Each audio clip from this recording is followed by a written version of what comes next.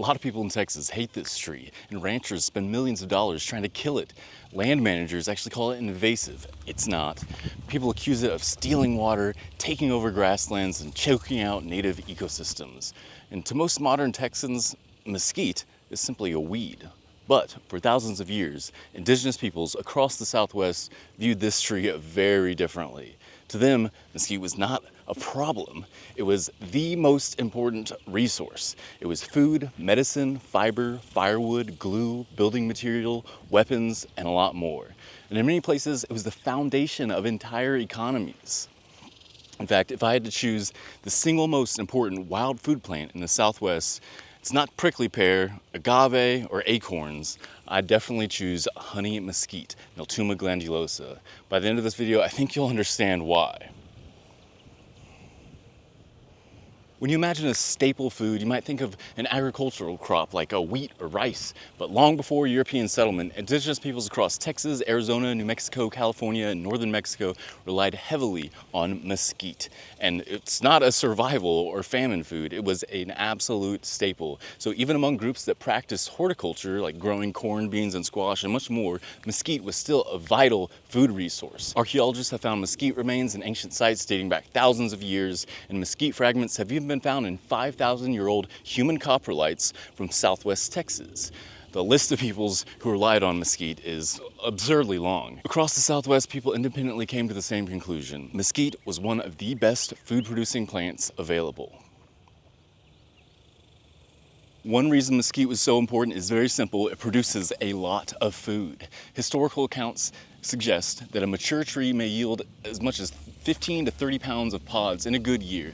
So an acre covered with mesquite could produce roughly 3,000 pounds of pods annually. Just consider that, 3,000 pounds of food in just an acre. So for a native tree that can grow in the desert with no irrigation, no plowing, no fertilizer, no planting, the pods are also surprisingly nutritious. So traditional analyses have found them to contain roughly 52% carbohydrates and about 8% protein. And that's the whole pod. The mesocarp, the parts that you eat, is actually 87% carbohydrates. The pods are naturally sweet and energy rich. So essentially mesquite is a drought-resistant, food-producing tree crop that was feeding people thousands of years before anyone thought about calling such things sustainable agriculture. Now, most people assume that the bean inside this pod was the important part. However, the part that you actually eat is the layer in between the skin and the beans. Of the dozens, 36 or so tribes of the Southwest in my research that ate the mesquite pods, only 4 of them ate the beans. And even those, you can't really eat the bean itself. So the bean contains 2 layers, an outer inedible shell, it's very fibrous, and then inside that you have a small circular seed. That seed is technically edible, and a few tribes did grind it up and cook it into a food, but it does contain a trypsin inhibitor and anti-nutrient, so you definitely want to cook it. But it's far more laborious than simply gathering the mesocarp. The mesocarp is a sort of spongy layer in between that skin and those bean pods. And you discard the outer fibers in the beans and you eat that inner layer. And I'll get to how you do it in a second. So the historical method of processing mesquite pods is pretty simple. There are 2 main ways. One way yields a less versatile product, but it's easier to do, and the other one yields a very versatile product, but is a little bit more difficult to process. So the first one is the mesquite drink. Now for both mesquite drink and mesquite flour, which is the other one, the first step is simply grinding up the pods. Now there's an additional step to making the flour, which is to completely dry it. I'll detail that in a second. But for making the mesquite drink, you just take the pods, you can take them straight from the tree, grind them up in a large mortar and pestle. You're gonna need a huge one that reaches about this high, usually made out of an entire section of a tree trunk. Mine's made out of black willow. To fit these large pods, you stick them in there and use a giant pestle the size of a tree branch. Mine's actually made out of mesquite wood since it's super hard, and the wood that I use for a mortar is black willow, but cottonwood is historically very commonly used. So anyway, you grind them up in the pod, pound them up, and you're left with this meal of the mesquite bean, and then you can add water to that, and then squeeze it and strain it out and drink it. The other way, you're gonna need to dry the pods out very thoroughly to make sure you can actually powder them. And that's the point, is to grind them up until they're a powder. And you'll have lots of these beans and skins and fibers and stuff mixed in, and you simply sift those out with a series of basketry trays or sifting methods. And modern equivalents for both those methods are throw these mesquite pods whole into a blender with some water, blend it up and strain it through a wire mesh strainer to make mesquite drink, or use a food processor or blender after drying them in the oven, make sure they're fully dry, and then get that powder and then sift out the skins, the fibers, and the beans with ideally a flour sifter, but you can make it work with simply a wire mesh strainer. So mesquite meal could be eaten directly. It was also mixed with water, made into porridge, pressed into cakes, and stored for months or used for trade. The Comanche actually mixed mesquite meal with marrow and meat, and the Apache groups made breads and cakes. The Yaqui prepared sweet drinks, as did many others. Akimelo often made a bread-like food, and the Yuma created large storage cakes that could keep for incredibly long periods. The food culture history behind this is incredibly rich, and every tribe had their own particular methods. But one of the most fascinating aspects of mesquite is how much effort people invested into storing it. So the Cahuilla built specialized granaries capable of holding hundreds of pounds of mesquite beans, and the Yumas stored massive quantities on raised platforms. The Cocopa packed pods very tightly into elevated basketry storage bins, and Apache groups stored mesquite meal for winter use. Huge storage cakes from mesquite flour. So mesquite was a food people planned their entire years around. The feature we often see in foraging societies is the storage of enough of a staple food to last 2 years in order to hedge against poor crop years. And we see this with acorns in many parts of North America, and it was done with mesquite in the Southwest. Among the Cahuilla, family ownership of productive mesquite groves was recognized. Surplus mesquite cakes were traded to neighboring tribes for acorns, pine nuts, and other resources. Some anthropologists have even suggested that mesquite may have been one of the factors allowing people to live more permanently in desert environments.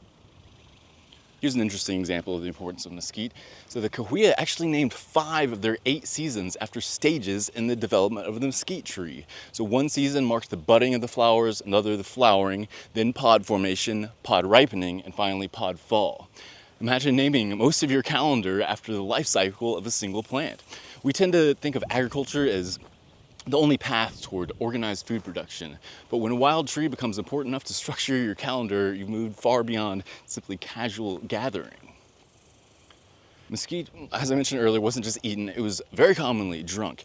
One of the most common preparations was the sweet beverage I referred to earlier. So the pods were crushed, mixed with water, allowed to steep, then squeezed or strained to extract the sugary liquid. I call it mesquite drink. And groups across the Southwest independently developed versions of this drink. The Cahuilla reportedly kept large ollas, clay vessels of mesquite beverages available in households on a regular basis to drink out of and refilling with water as needed to re-soak the meal. Natives throughout the range of the mesquite tree drank this delicious beverage, which is the easiest way to prepare the pods. And it tastes like caramel or tamarind. And sometimes trees have like a little bit of bitter flavor. You can cut that with a little pinch of salt, actually. And mesquite's a good one to sample on the tree before gathering, because some trees don't have as good pods as others, but most are pretty good. And there's definitely some that are really good. Here's some practical notes on actually gathering mesquite pods. So the first thing is, if you've read about mesquite or learned about it much at all, you'll likely have encountered this idea that you should not gather mesquite pods from the ground.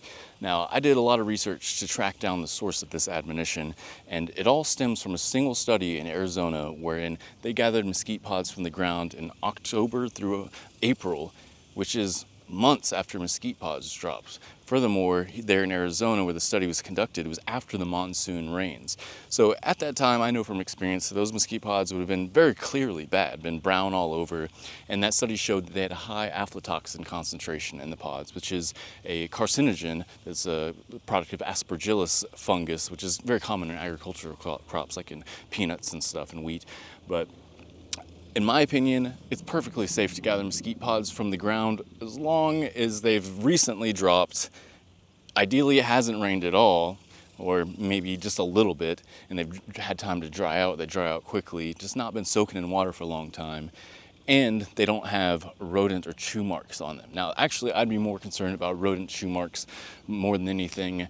I don't think it's in this area, but there has been known hantavirus cases from people eating foods that have been exposed to rodent saliva. So hantavirus is a very scary virus, but I don't think there's a super huge concern with that, but just out of an abundance of caution, I would avoid collecting mesquite pods which have chewed up marks, which is probably from rodents, although many other animals will chew upon these pods.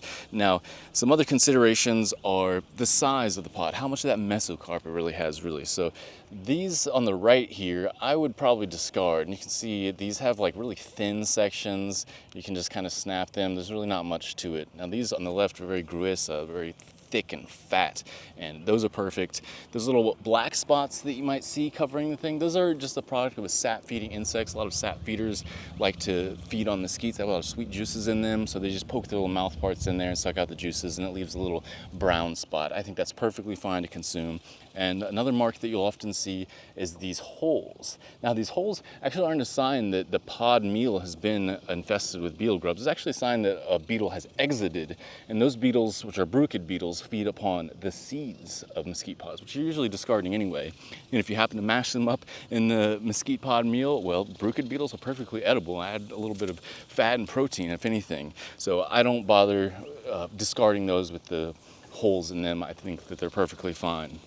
And I gather most of mine from the ground, or I'd say about 50-50 from the ground and tree. It's usually much easier to get more from the ground because they've fallen. You can just pick them up. Often in the tree, you got to reach them and pull them off. They got a lot of thorns. But again, I do about half and half, but I like to gather them within a week or so of them dropping, and ideally without any rain having fallen upon them in that time, or just within a short period having rained and then had time to dry out to avoid any sort of fungal infection. But I think you can generally appraise their condition just visually.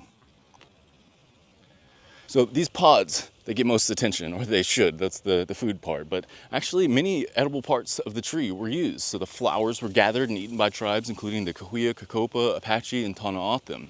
Some mashed them into water for sweet drinks. Others roasted them and then formed them into storage balls. The sap, or the dried resin on the branches, was chewed much like gum, and some people dissolved it into beverages. Others ate it directly. Even, as I mentioned, the seeds inside those beans were occasionally processed and consumed, though doing so required much more work. And this area had a very interesting toroidal mortar that was specially adapted to processing the beans of these. Mesquite was more than a food, it was also a medicine. And leaves were very commonly used for sore eyes for many indigenous groups in Mexico and the Southwest. Sap was applied to the wounds. Leaf preparations were used for digestive problems such as indigestion or excessive stomach acidity.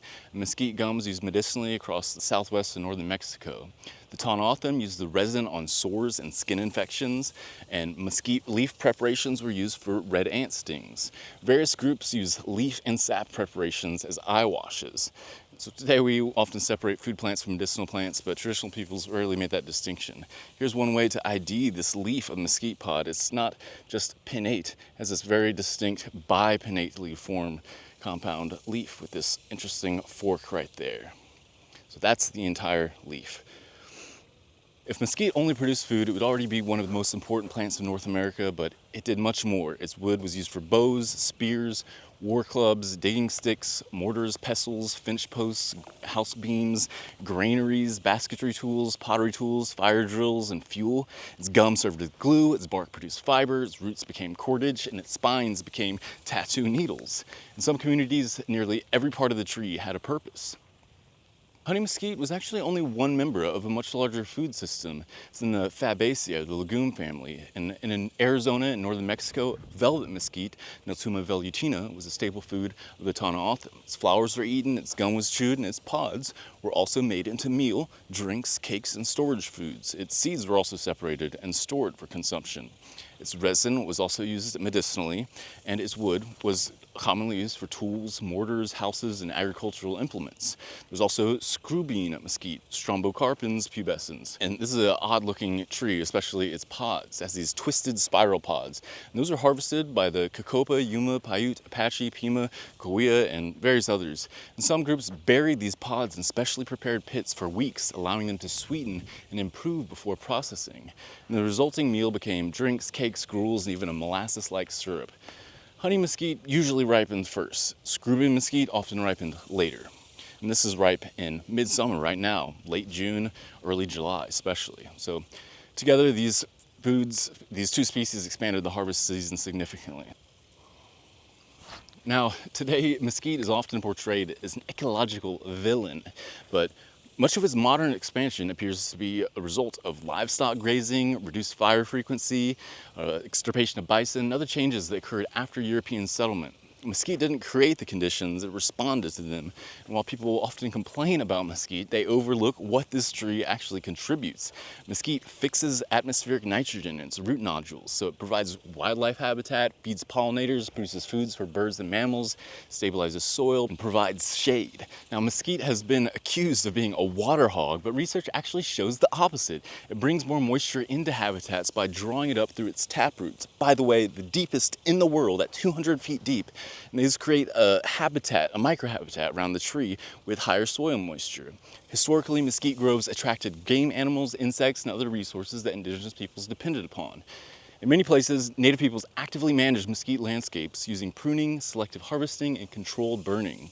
It wasn't that they saw mesquite as a weed, they saw it as a resource and really wealth in some communities.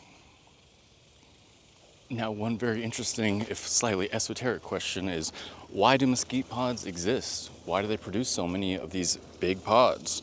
Well, animals produce fruits to be dispersed by animals to spread their seeds. But what disperses mesquite pods nowadays? Well, nothing really. I mean, things will chew on them when they fall into the ground, but that's not a very good disperser, especially because they tend to be just chewing out the mesocarp. We do know cattle will often eat and spread these, but not really much else. So it seems to be like, why are they producing so many and so huge? Well, the answer is it's a botanical anachronism, which is a goofy term, technical, to refer to a plant that is doing something that no longer makes sense nowadays. So what actually is thought to have dispersed mesquite pods is extinct megafauna like giant ground sloths or gomphotheres, these big mastodon-like animals.